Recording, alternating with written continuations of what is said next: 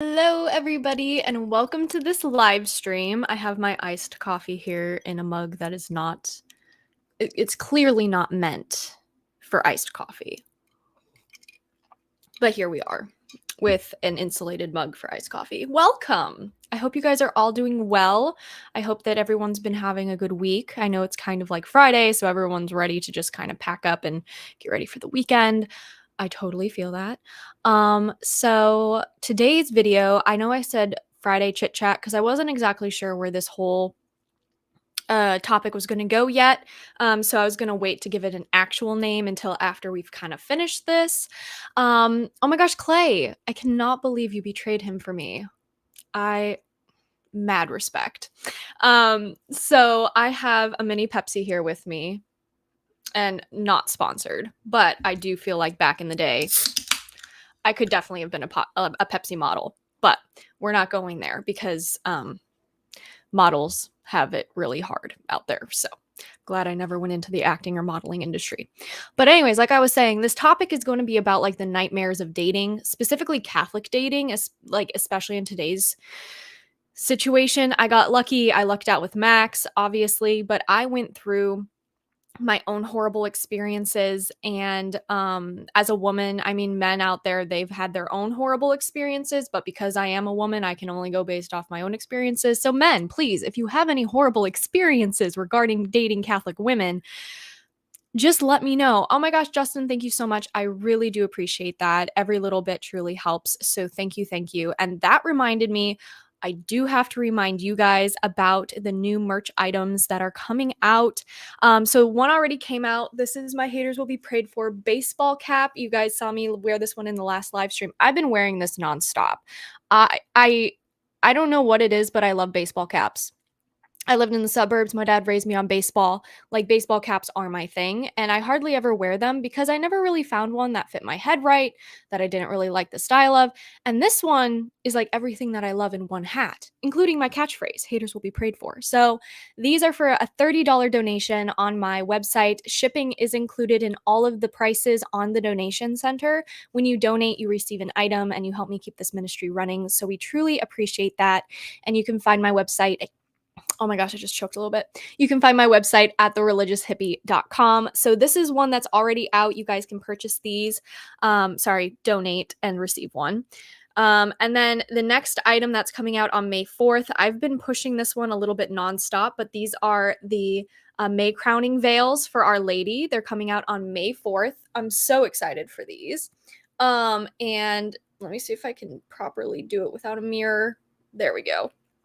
They have built-in clips, and it's a princess style veil.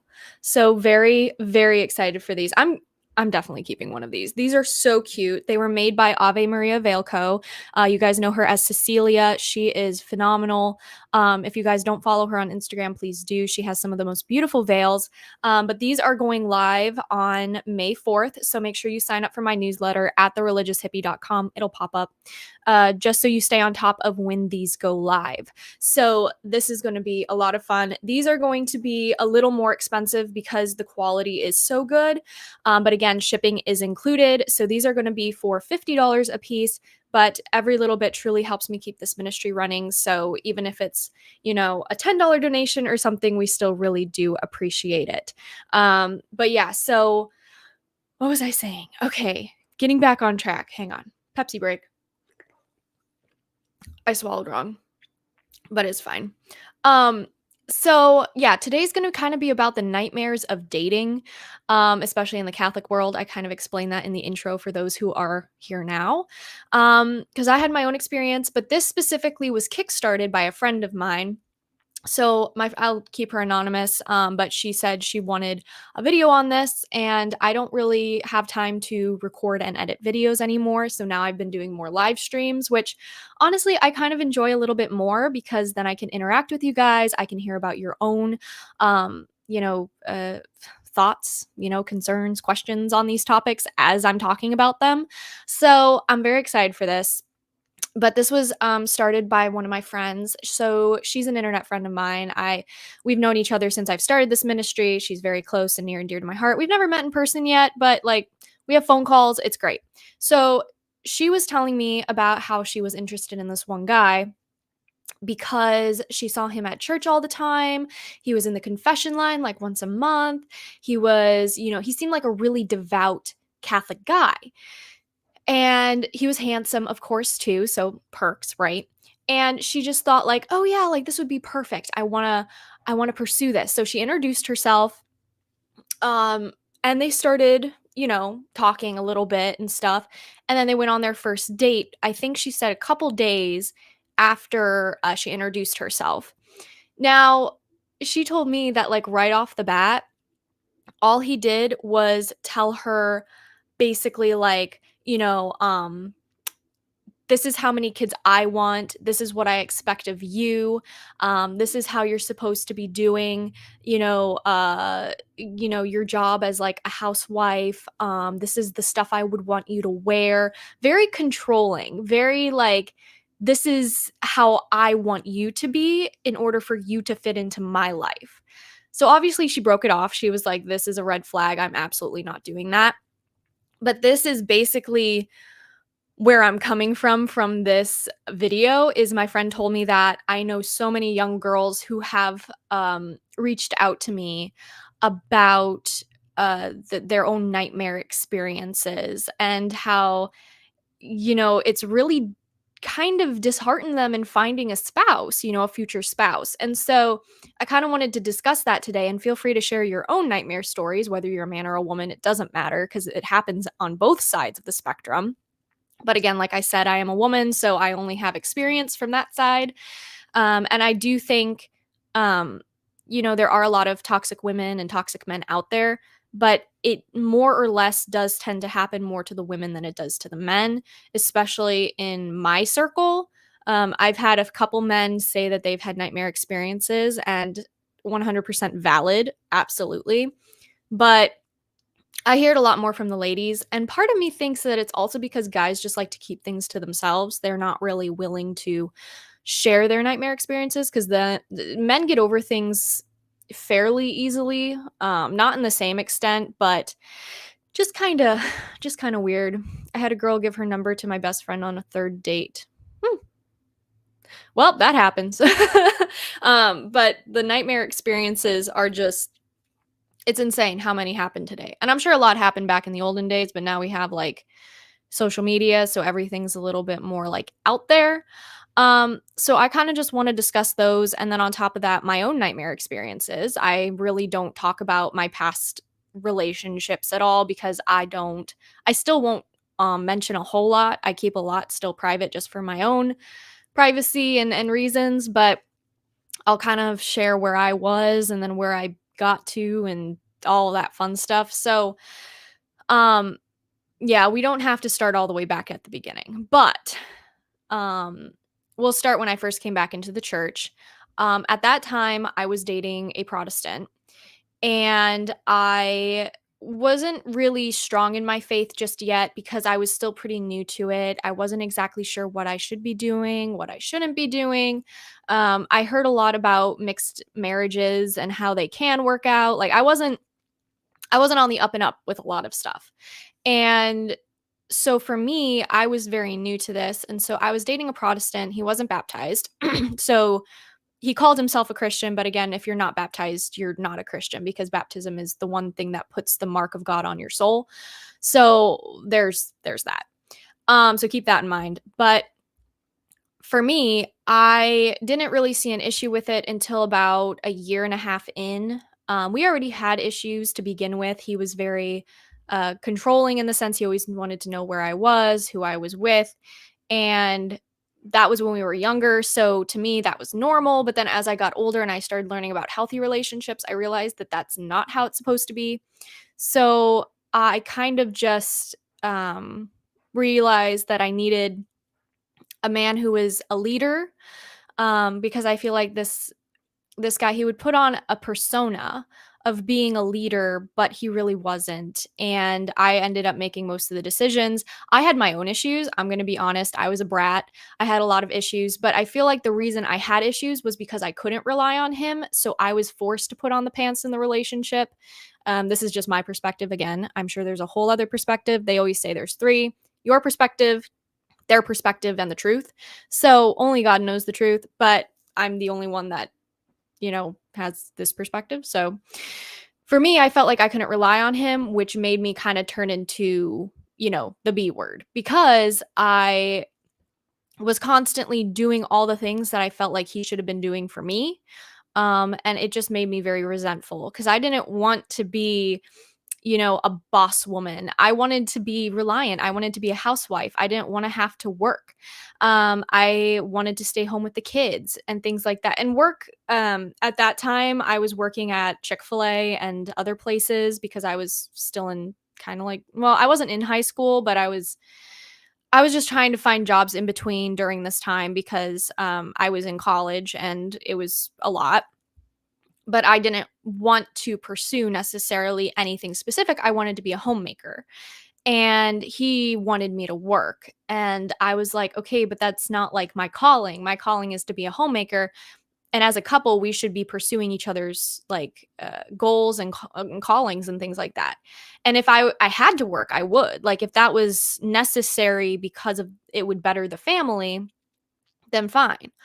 But to me, there was no reason for it since he worked two jobs and he had quite a bit of money. So there were a lot of things that just started kind of adding up.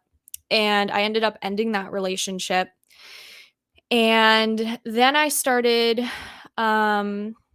was a couple months or something. I don't remember exactly how much, it's all a blur. But I started dating this other guy who was he was technically Catholic, but he was missing some of his sacraments, so he was going through RCIA to finish. And I saw him first at mass, and I was just like, oh, he's tall, he's handsome, like, okay, cool, whatever. And over a few weeks, we started hanging out with the same friend group and the same youth group. I liked him. He had an interesting personality. He was very confident. He was tall. He was charismatic. So to me, I was like, oh, he seems chill. Like I like this guy. So we started seeing each other a lot more at daily mass, and we started seeing each other at the youth group, and we started seeing each other at all these different groups, and we always kind of gravitated towards each other. And so I was like, oh, like this is so cool, like I feel like this is great. And then he asked me out. He was like, oh, I want to take you out on a date. And I was just like, oh, okay, like sure. Kisses my hand, and then we go on our date to this uh, garden place basically. And I learned very quickly that he's not who I thought he was. On our first date, he ditched me.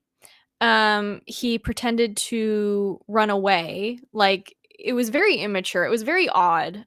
He would ditch me constantly and then get mad at me for not like playing along with his game or anything like that. And to me, I was one of those people that was just like, I don't play immature games. Like they irritate me. If like be a man, be a gentleman. Um so he ditched me for a while and I just was like, okay, whatever. So I just started wandering around. And then eventually all of that started progressing to a much more physical kind of abuse and mental type of abuse. I was constantly gaslit. I wasn't allowed to order my own food at restaurants. I had to bike 10 miles before we went on a date. He would make me get up at 7 a.m. every morning to go running. I lost a lot of pounds. At that point, I was 102 pounds. And I lost so much weight and stuff, and he still called me fat. There were obviously physical abuse. He constantly would like throw me down, push me down. I have scars all over my legs. There was one time specifically that we all went camping and it was a group of us. I had my own tent and there were supposed to be other girls that were going on the camping trip and none of them showed up. So it was me and like this guy and a few of his friends and a few other church friends and stuff like that. And we were going swimming in a lake nearby and everything, and I was going to the restroom to change. And so I came back and I put my boots on, but obviously they weren't tied because they were hiking boots and we weren't hiking. I was just hanging out by the car putting stuff away. And he basically said like, "Oh, you should tie your shoes." And I was just like, "Oh, well, I'm just putting stuff in the back here. Like, it's not a big deal."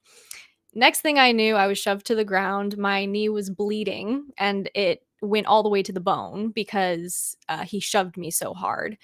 And I couldn't show any reaction. Like nobody asked if I was okay. Nobody asked if they could help. And this was an all guy group. So that was probably the catalyst for when I actually started coming out of my abuse coma, so to whatever it's called, where like you think like, oh, it's not that bad, like maybe this is normal, because I never had like a healthy relationship either, so I didn't know the difference between the two. And multiple situations like that continued happening, where I was just coming home with bruises and scars and cuts and things that you should not come home from with a guy who you're dating, right? My dad obviously was not happy about that. And I ended up ending the relationship after 3 months, because the first month it was second month was getting bad, third month was the worst. So I broke it off. I was like, yeah, this is not going to work. And when I broke it off with him, I was just like, hey, I really appreciate all the dates we went on, and I appreciate, I was just trying to be polite, because I'm not one of those people that tries to start something. I'm one of those people that is willing to just swallow her pride in order to keep it, you know, uh, peaceful, so to speak. And so I just told him, like, yeah, it's just not going to work out, but like, appreciate the dates, blah, blah, blah, whatever. And I told him, um, like, I'll see you around or whatever, like, just trying to be like, okay, calm, cool, collected.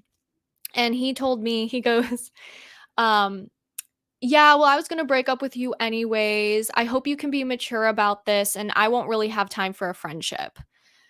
So I was like, okay. And then inside, I was like relieved, obviously. I was like, well, I didn't want to be friends with you anyways. But I was relieved at that point. And so I hung up the phone and I was like, that's it. Um, and yeah, the physical abuse was just so bad. It took me a long time to get over that. And the mental abuse. Still till this day, I have some stuff that I'm still working through. And the last thing I heard was that he was trying to become a priest, but the priests wouldn't let him in. So, because I was friends with the priests and they knew about the whole situation.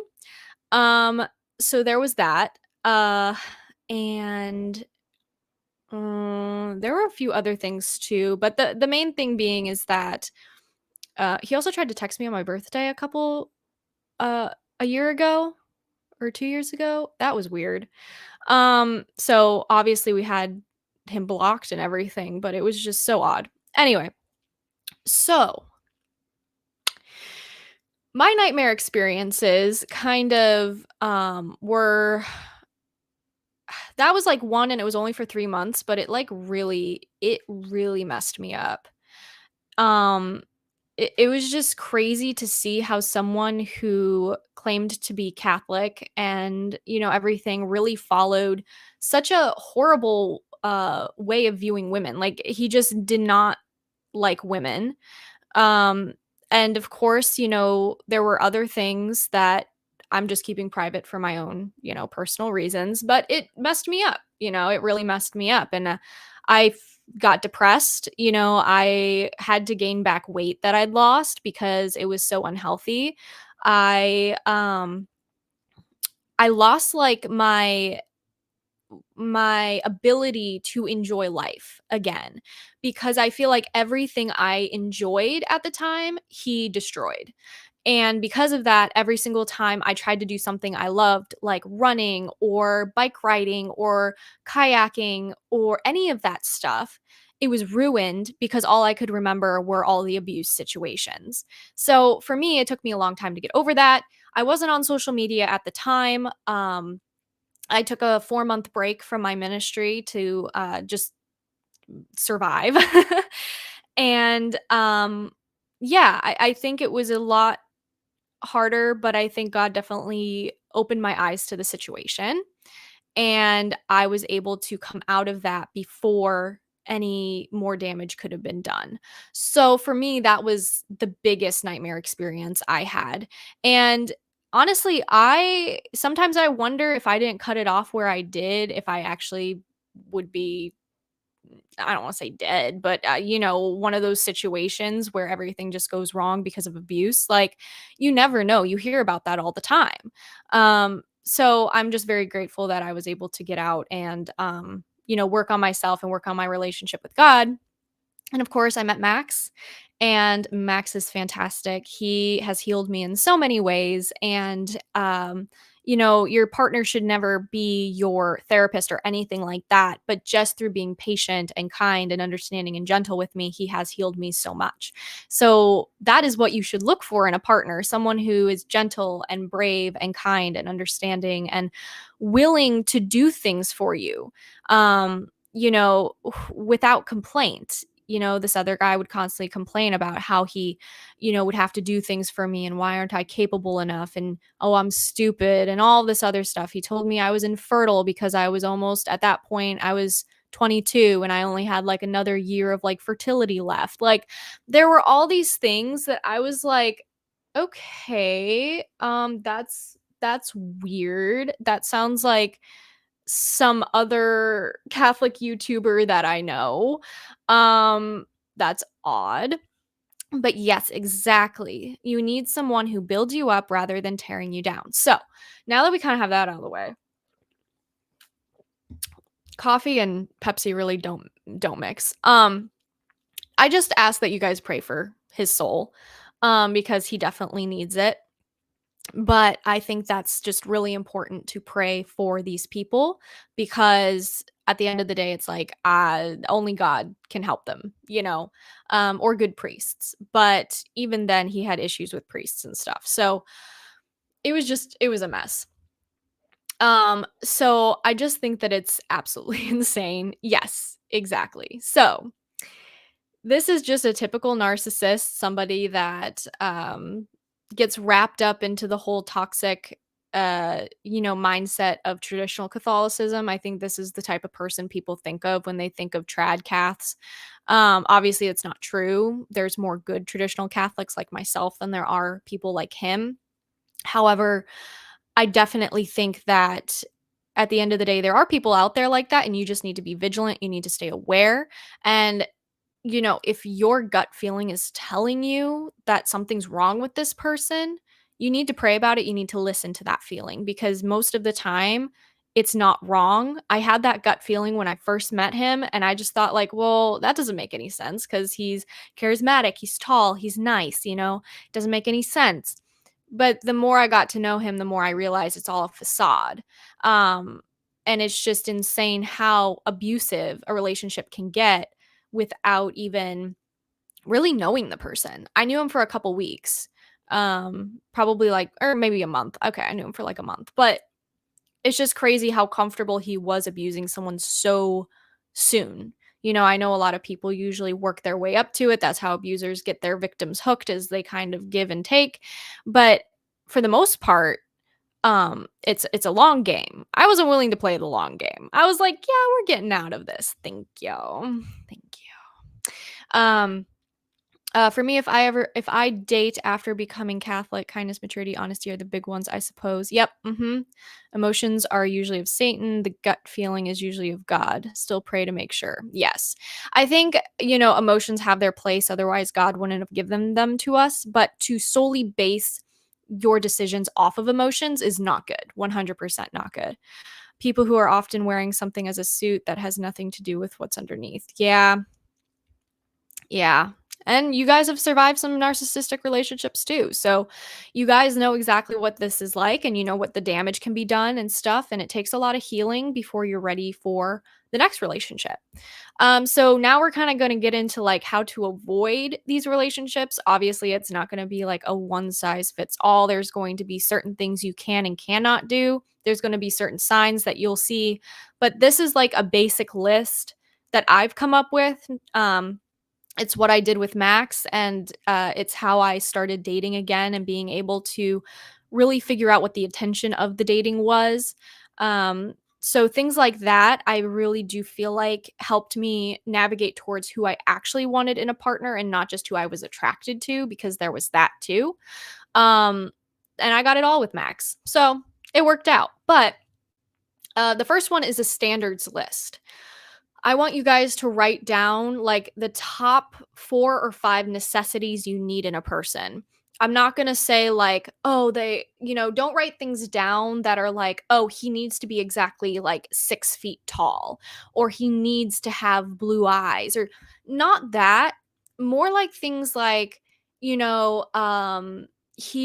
is good with his hands. He likes to work on stuff.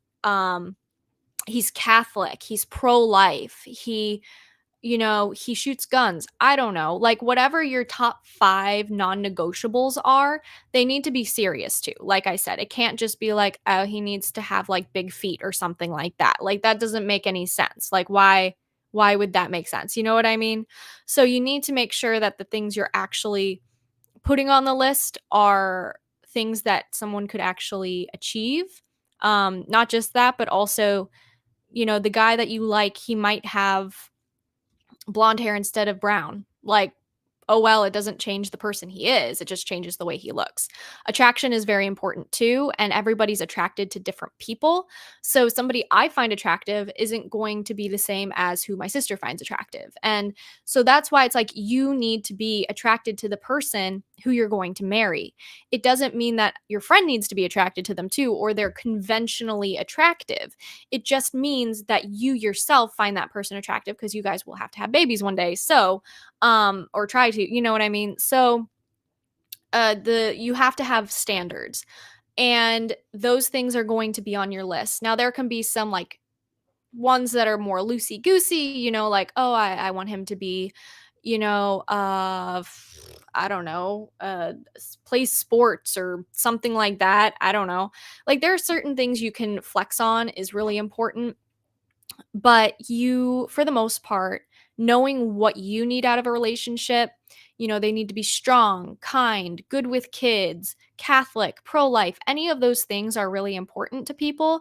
So figure out what your top 5 are and write them down, and make sure that when you meet somebody, you're constantly referencing your list and not making excuses for any red flags that pop up and be like, oh, well, he's not pro-life, but I can make him pro-life. Or he's not Catholic, but I could probably make him Catholic. Like, no, we don't date to convert. It causes resentment. It causes issues. If you're already married and you're married to a Protestant, you converted, that's a whole different story. Of course, through example and things, you can hopefully convert your spouse. But if you're not in that situation, I don't suggest putting yourself in that situation on purpose.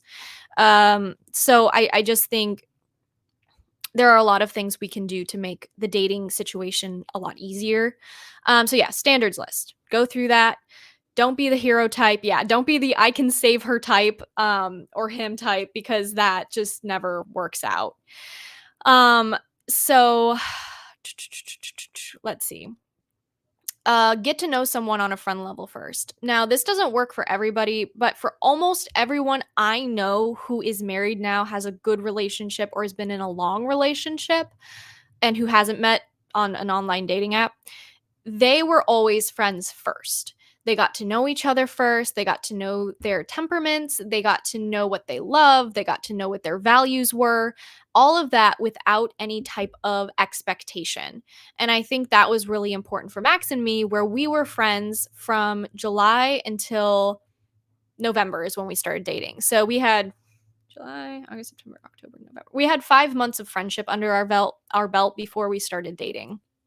And we really got to know each other. We hung out. I met his family because he would always have friends over, and I got to know everybody really well.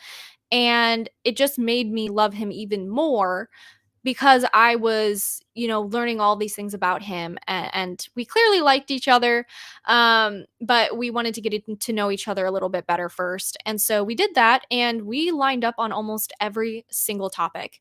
We're so different in so many ways, and yet we're so alike in our values that most of the time our arguments or bickering or anything that we have is really silly, and we end up laughing about it at the end because we realize that it's just, it doesn't really matter because they're not, you know, huge situations where it's like, oh, morals are in call here or something like that.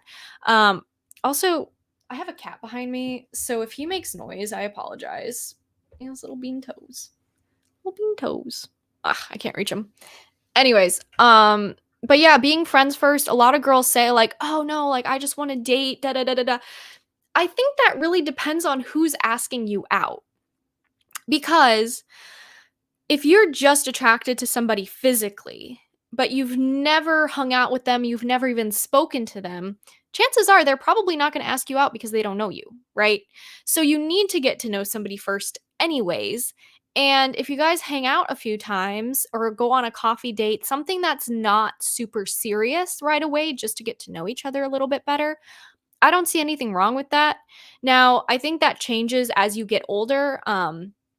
If you're like in your 30s or 40s and for people like in their, like 18 to 30, whatever, like that age range, I know people like to have friends first and hang out. When you get older, the rules change a little bit just because at that point, um, a priest told me that they get people married quicker when they're older just because at that point they're already solidified and they should already know what they want, etc. I don't think that's always the case, but um, it can change depending on your age range, but for the most part, being friends first always works out a lot better. I know a lot of people who dated who weren't friends first and they just started going out because um maybe they talked like twice after mass and he's like, "Oh, she seems cool." And then like a couple months later, they're broken up. So, I think that's important. Also, having the tough conversations, asking the hard questions, actually, I think is a better way of putting it. Ask the person, what is your intentions with this relationship? What are your intentions if we become more serious? Like, what is this basically? Making that clear and putting it out on the table so neither of you guys are questioning, because I think that's an issue that happens a lot where people aren't sure what the relationship is, they're not sure where it stands, and they don't know what this person's intentions are. So they end up wasting months of their life with the wrong person because there was no clear boundaries set on what this relationship was going to be. And, you don't have to necessarily set those right away. It could be like 3 dates. But I think at the third date, that's when you really need to start asking them, like, what are you looking for in this relationship? Is this marriage? Because if you don't ask them, they're not going to be put on the spot and they're not going to tell you. um, I don't think it's a first date requirement, but if you're on like the third date, by the third date, I feel like things get more serious.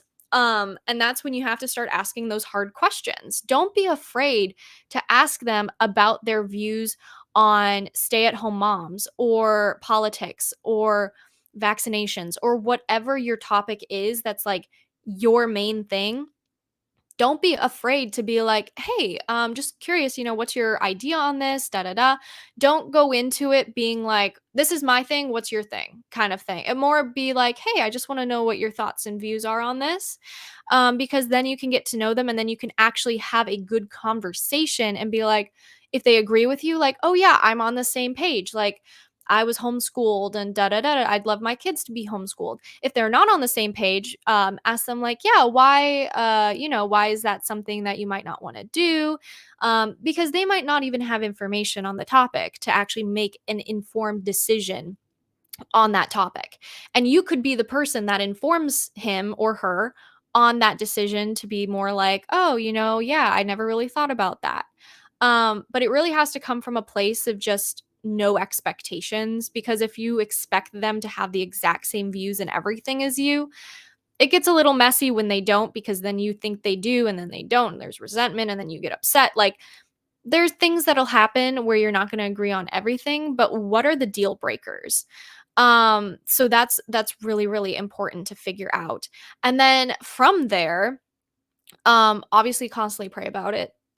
Just constantly ask Saint Anne for her intercession, ask Saint Joseph and Our Lady, ask the Holy Spirit to guide this relationship where it's supposed to go. Another prayer that I think is really important is, Lord, if this relationship is from you, then help me grow in it the way that you would love me to.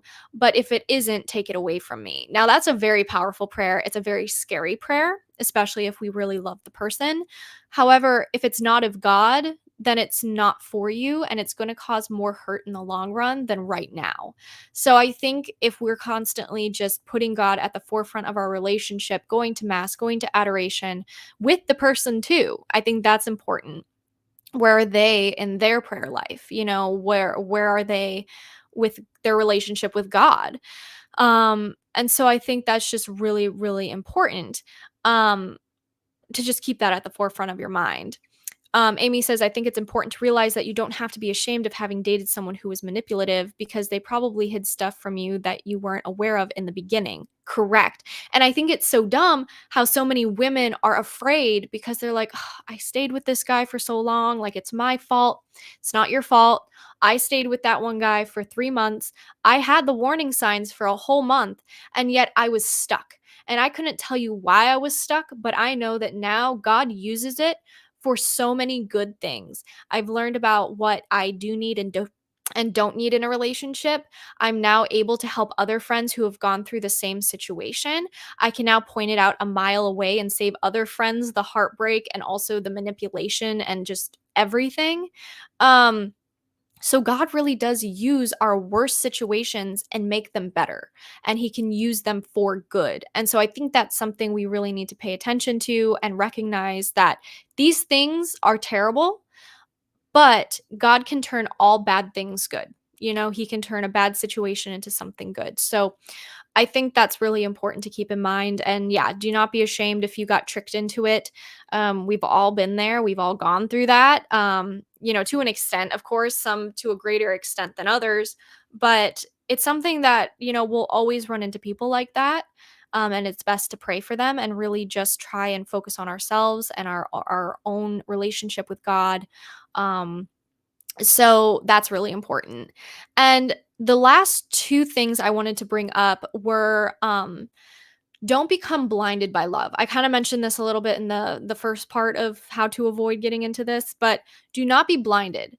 View a red flag as a red flag. The amount of times that this guy would roughhouse with me and I would, you know, be in so much pain, I'd just be like, "Oh, he's just roughhousing with me, blah blah blah." And then I'd be like, "That really hurt." And he would be like, "Well, you didn't tell me it hurt." Like, blah, blah, blah, blah, blah. Like, he'd blame it on me for hurting me for being hurt. So, a red flag is a red flag, whether it's as big as that or it's as small as, them trying to control what you wear all the time or wanting your location and things like that. A red flag is a red flag. Now, locations when you're married is a little different because sometimes it's helpful to know when they're on their way home. But Max and I refuse to have each other's location because it does not help with trust issues. If you're constantly checking that person's location, trying to figure out, okay, where are they, blah, blah, blah. What really helps trust issues is telling that person, like, hey, I'm going to go hang out with this friend for a while, and then being like, okay, cool. Or this person going, I'm going to go read for a little bit and then being like, okay, cool. Like, that's what really helps trust issues, not being able to know where that person is 24/7. But I know some people who don't struggle with that. And, Max and I don't have that issue, but we just don't think it's healthy. And some people, they have kids and stuff, and just call your spouse. Like, I don't know why you need their location, but just call your spouse and be like, hey, honey, are you on your way home? Send them a quick text. Communication is so important. And if you're trying to bypass communication by just giving someone your location, it's like, just send them a text. Like, it doesn't take that long. And then the second thing I was going to touch on before we jump off here is if your friends and family are telling you that this person is a red flag or they're not right for you or they're even uncomfortable around this person, understand that they're not trying to control your life. They're not trying to be super they're like, oh well, they're not trying to do that. They literally have your best your best intention at heart. And if they see someone who doesn't have your best intention in heart, like, then they're going to say something, or they're going to feel uncomfortable, or they might try to tell you, like, hey, I just don't know, could you explain this to me? Or he seemed kind of mean when he was saying that. And obviously, if you like the person and you're ignoring the red flags, you're going to get defensive. But I highly, highly suggest that when your friends and family, closest friends and family, who know you both, who have met you both, who have seen you multiple times, etc., um, are concerned, you need to listen and don't get super prideful. Just sit down and listen and actually take into account, like, if this happened to one of my best friends, would I tolerate it? Like, if he did that to my best friend or my sister, would I tolerate that behavior towards them? Am I just tolerating it because it's just me and I know I can take it? But in reality, our friends are trying to do that for us and they're trying to protect us too. So I definitely think that there is just so much we need to understand when it comes to that. And not write off our family and friends' concerns just because they're family and friends and we're like, whatever, they don't really know me. It's like, no, they do. They do know you. So, anyways, that's where we're going to end this live stream. I just wanted to share this all with you guys because I feel like over the last couple months, I've been getting so many DMs and emails about just awful things that you guys have gone through in relationships, asking for advice. And I just think, we all need to stay vigilant. We need to pray for these people, but we need to make sure that we're also not selling ourselves short and we're not settling for controlling, abusive people. And again, it goes for women too. Women can be just as bad. But again, because I'm a woman, obviously I've never dated a woman. Duh. So I have no experience on that side of the spectrum. My fiance definitely has, but that was, a different situation. So the point is, either way, there's always going to be toxic people out there, but just staying vigilant, following that little list that I gave you guys. You need a standards list, get to know them and be a friend first, ask the hard questions, make sure you're not ignoring red flags, and make sure you are paying attention to friends and family's advice. I think that that's just really important. So really appreciate you guys being here. Thank you so much. And don't forget to follow me. I have Twitter, I have Instagram, my podcast, A Catholic's Perspective. You can get that on Spotify or Apple. So yeah, just make sure that you're following me on those so you can stay up to date, or you can just follow me at thereligioushippie.com. Sign up for my newsletter so you know when those veils drop on May 4th. But with all that being said, I hope you guys enjoyed, and I will talk to you guys next time. Bye, guys.